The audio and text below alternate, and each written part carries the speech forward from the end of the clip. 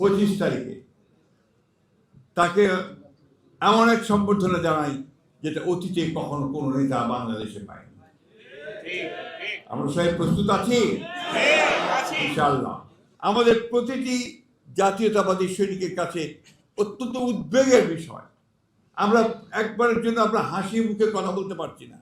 প্রতি মুহূর্তে আমাদের মনে হচ্ছে যে আমাদের নেত্রী আজকে অসুস্থ, গুরুতর অসুস্থ অবস্থায় হাসপাতালে পড়ে আছেন। এই মহান নারী, মহিষী নারী, যাকে আমি প্রথম মুক্তিযোদ্ধা বলেছি, তার সারাটা জীবন এই দেশের মানুষের জন্য তিনি সংগ্রাম করে গেলেন, লড়াই করে গেলেন।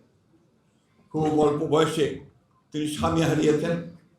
এরপর থেকে তিনি লড়াই শুরু করেছেন, সংগ্রাম শুরু করেছেন গণতন্ত্রের জন্য, কখনো মাথা নোয়াননি।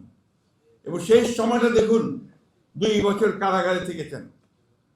তাকে কারাগারে মিথ্যা মামলা দেওয়া হয়েছে, এমন একটা নির্জন কারাগারে যেখানে একটা প্রকোষ্ঠের মধ্যে ইঁদুর দৌড়াতো, সেইখানেও তাকে রাখা হয়েছে। তারপরে হাসপাতালে নিয়ে আসা হয়েছে, সেখানেও তাকে প্রপার চিকিৎসা দেওয়া হয়নি কোনো কারণ ছাড়াই। এবং তারপরে 2 বছর তাকে গৃহ অন্তরীণ করে রাখা হয়েছে।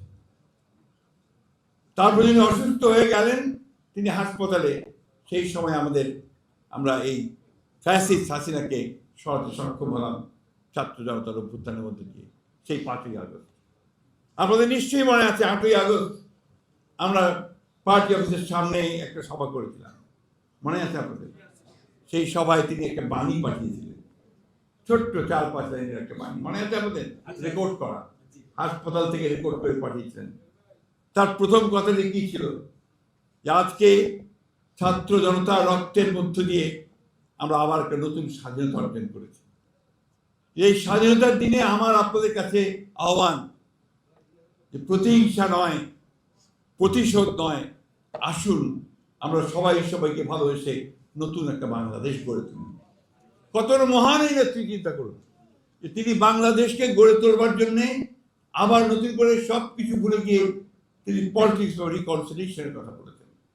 আসুন আমরা সেই পথে যাই। কিন্তু আমরা কি দেখছি? আমরা দেখছি ভয়াবহ একটা প্রতিহিংসার কথা। আজকে পরাজিত ফ্যাসিস্টরা পরাজয়কে মেনে নিতে না পেরে সেই পলাতক হয়েছে, পালিয়ে গেছে, সেখান থেকে ষড়যন্ত্র করছে বাংলাদেশকে ডিস্টেবিলাইজ করার জন্য। এতটুকু শিক্ষা হয়নি যে কিভাবে পরিণতি হয়েছে। আজকে সেভাবে আবার চেষ্টা করছে, এইভাবে হাদিকে হত্যা করার চেষ্টার মধ্য দিয়ে, এরশাদুল্লাহকে হত্যা করার চেষ্টা দিয়ে বাংলাদেশে অস্থিতিশীল পরিস্থিতি সৃষ্টি করতে চাইছে। কিন্তু আমরা জানি বাংলাদেশের মানুষ তাদের এই চক্রান্তকে সফল হতে দেবে না, অতীতে দেয়নি কখনো। এটাই আমাদের শক্তি। এই দেশের মানুষ কখনো অন্যায়ের কাছে মাথা নত করে না এবং সঠিক পথে এগিয়ে যায়। কোনো চক্রান্ত এবং ষড়যন্ত্র তাদেরকে দমিয়ে রাখতে পারে না। আমার বিশ্বাস, আমাদের সকলের বিশ্বাস, যে আমরা বাংলাদেশের মানুষ ঐক্যবদ্ধ হয়ে সেই পথেই যাবে যে পথে বাংলাদেশের মুক্তি রয়েছে, যে পথ আমাদেরকে দেখিয়েছেন শহীদ প্রেসিডেন্ট জিয়াউর রহমান, যে পথ আমাদেরকে দেখিয়েছেন আমাদের নেত্রী দেশনেত্রী বেগম খালেদা জিয়া, যে পথ এখন দেখাচ্ছেন আমাদের নেতা তারেক রহমান।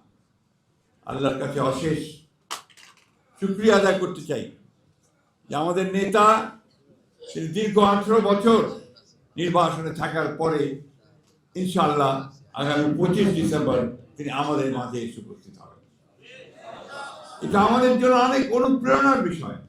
আমরা এত উদ্বেগের মধ্যে আমরা কিন্তু অনুপ্রাণিত হয়েছি। একদিকে আমাদের মাতা, তিনি অসুস্থ অবস্থায় হাসপাতালে আছেন, অন্যদিকে এই অনিশ্চয়তা, তার মধ্যে আমাদের সেই নিশ্চয়তা আরও যিনি আমাদেরকে দেখাচ্ছেন, আমাদেরকে যিনি সামনে পথ দেখাচ্ছেন, সেই নেতা আমাদের মাঝে এসে উপস্থিত হবেন 25 তারিখে।